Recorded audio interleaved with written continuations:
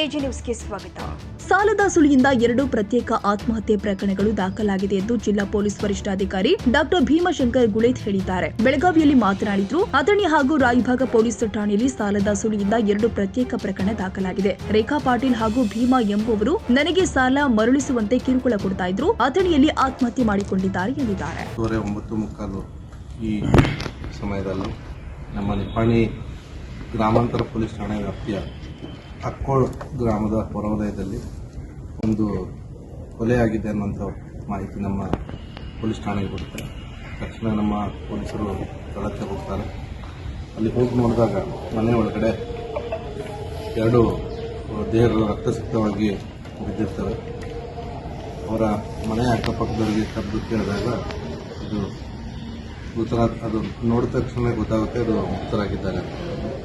So ಮೃತರಾದವ್ರ ಬಗ್ಗೆ ವಿಚಾರಿಸಲಾಗಿ ಮೃತರಾದವರು ಮಂಗಳ ಸುಖಾಂತ್ ನಾಯಕ್ 45 ವರ್ಷ ಮತ್ತು ಅವಳ ಮಗ ಪ್ರಜ್ವಲ್ ಸುಖಾಂತ್ ನಾಯಕ್ ಅನ್ನುವಂಥದ್ದು ಗೊತ್ತಾಗುತ್ತೆ.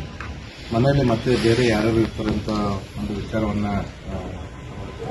ವಿಚಾರಣೆ ಕೇಳಿದಾಗ ಮತ್ತೊಬ್ಬಳು ಮಗಳು ಇರ್ತಾಳೆ, ಅವಳು ಅಲ್ಲಿ ಇರೋದಿಲ್ಲ.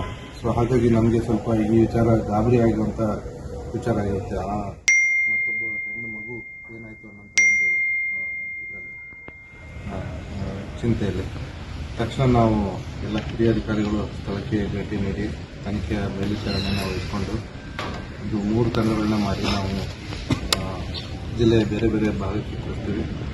ಒಂದು ಟೀಮು ಸಂಕೇಶ್ವರ ಕಡೆ ಹೋಗುತ್ತೆ, ಇನ್ನೊಂದು ಟೀಮು ಆ ಕಡೆ ಅಥಣಿ ಭಾಗಕ್ಕೆ ಹೋಗುತ್ತೆ, ಇನ್ನೊಂದು ಟೀಮು ಮಹಾರಾಷ್ಟ್ರ.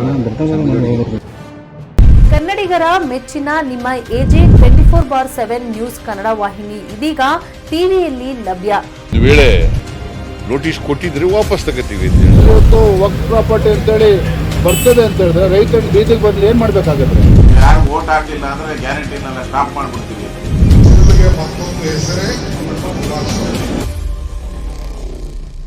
ಕರ್ನಾಟಕ ಮತ್ತು ದೇಶ ವಿದೇಶ 360 ಡಿಗ್ರಿ ಸುದ್ದಿ ಹಾಗೂ ಉತ್ತರ ಕರ್ನಾಟಕ ಬೆಳಗಾವಿ, ಬಾಗಲಕೋಟೆ, ಧಾರವಾಡ, ಹಾವೇರಿ, ಗದಗ, ಬಿಜಾಪುರ ಜಿಲ್ಲೆಯ ಕ್ಷಣ ಕ್ಷಣದ ವಿವರವನ್ನ ಪಡೆಯುವುದಕ್ಕೆ ಎಜೆ 24/7 ನ್ಯೂಸ್ ಕನ್ನಡ ವಾಹಿನಿಯನ್ನ ಲೈಕ್ ಮಾಡಿ, ವಿಡಿಯೋಗಳನ್ನ ಶೇರ್ ಮಾಡಿ, ಕಮೆಂಟ್ ಮಾಡುವ ಮೂಲಕ ನಮ್ಮ ವಾಹಿನಿಗೆ ಸಹಕಾರ ನೀಡಿ ಮತ್ತು ಚಾನೆಲ್ ಅನ್ನ ಸಬ್ಸ್ಕ್ರೈಬ್ ಮಾಡಿ.